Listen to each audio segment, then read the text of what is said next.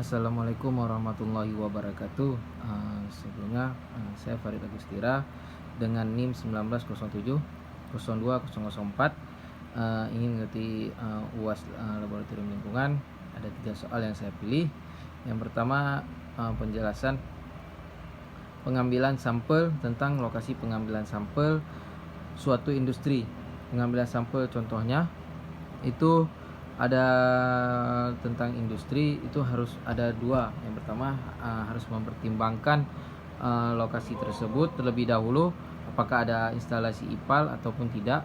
Adanya instalasi IPAL. Yang kedua, kita harus melihat apakah memang di sekitar itu sudah terjadi perusakan atau tidak untuk penetapan lokasi sampel yang di industri. Selanjutnya, contoh yang harus pada lokasi adalah pencampuran yang sempurna. Apakah pencampuran yang sempurna ini bisa dikatakan dilakukan dengan sempurna atau tidak. Dan penentuan lokasi ini tidak bisa salah-salah di lokasi penentuan, tapi harus ada dilakukan uji juga. Dan beberapa kali kita harus survei ke tempat lokasi untuk menentukan lokasi yang cocok. Dan beberapa ada tujuan tertentu untuk sebelum melakukan proses tersebut. Yang pertama ada untuk keperluan mungkin evaluasi efisien instalasi IPAL, itu ketika memang sudah ada IPAL. Nah, ada juga keperluan untuk pengendalian pencemaran air.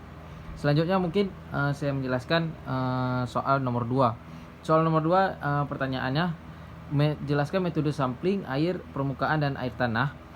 Yang saya ketahui tentang air permukaan itu air yang terdiri dari air sungai, air danau, air waduk, air saluran dan mata air dan lain-lainnya, air rawa lah. Yang kedua, sebelum kita masuk ke metodenya, yang kedua ada air tanah. Air tanah yang terdapat dalam lapisan tanah atau batuan di bawah, pokoknya di bawah permukaan tanah, antara lain seperti sumur bor, sumur gali dan sumur lainnya. Untuk metode yang dilakukan, dia ada beberapa metode yang bisa dilakukan untuk keperluan survei, dan ada beberapa waktu yang harus ditentukan. Yang pertama, untuk seperti sungai atau saluran yang tercemar berat, itu metodenya bisa dilakukan dengan setiap 2 minggu sekali selama setahun. Dan kalau untuk sungai yang tercemarnya ringan atau sedang, itu bisa dilakukan selama sebulan sekali selama setahun. Dan selanjutnya ada sungai yang belum tercemar, itu bisa dilakukan dengan metode 3 bulan sekali sampai selama 1 tahun.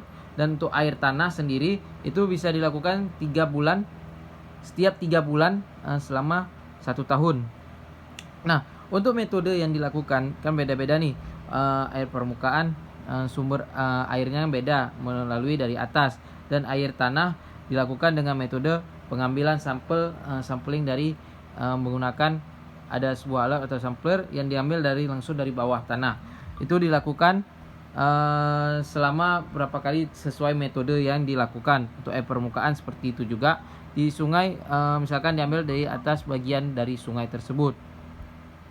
Selanjutnya saya mau menjawab pertanyaan nomor ketiga, yaitu prinsip secara dasar tentang AAS. Prinsip dasar dari permukaan secara AAS ini adalah proses penguraian molekul menjadi atom dengan bantuan energi yang api atau listrik. Atom yang berada dalam keadaan dasar ini bisa dilakukan menyerap sinar yang dipancarkan oleh sinar tersebut terhadap atom yang akan dilakukan tersebut. Dan penyerapan terhadap AS ini dalam AS juga bebas berinteraksi dengan berbagai macam energi seperti energi panas, energi elektromagnetik. Nah, untuk pengukuran ataupun dasar dari AAS, seperti yang kita ketahui adalah AAS ini adalah spektrum metri serapan atom, adalah suatu metode analisis untuk penentuan unsur-unsur logam. Dan metodologi yang berdasarkan pada penyerapan absorbasi radiasi atom yang bebas unsur tersebut. Jadi prinsip pengukuran metode AS adalah adanya absorbasi sinar UV atau phase oleh atom-atom logam dengan keadaan dalam bagian pembentukan atom tersebut. Sekian dari saya penjelasan mengenai 3 soal yang saya pilih. Sekian, terima kasih. Wassalamualaikum warahmatullahi wabarakatuh.